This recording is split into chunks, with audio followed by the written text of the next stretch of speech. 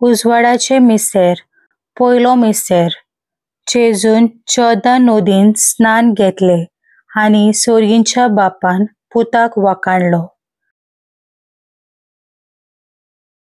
दुसरो मिसेर कानांतल्या लोग्नांक सोम्या जेजून ओचोऱ्या करून आपली ओळख दिली।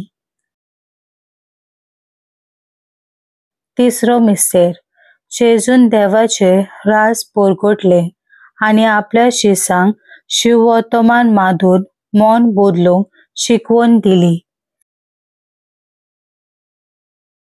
चौथो मिसेर ताबूत दोंगरार तेगा शिसा मुखार जेजू परजोळीत जालो आनी ताचे आयकात म्हूण एक ताळो आयकूंक आयलो।